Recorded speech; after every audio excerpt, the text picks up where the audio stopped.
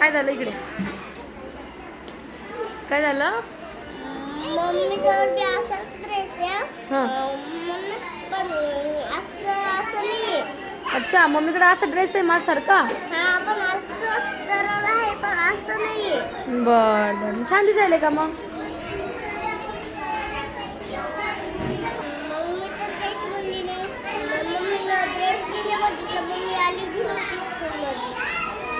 तुला कोणता ड्रेस घेतला मम्मीने बघितलं पण नाही का? मग तुझं तू दाखवायचं ना.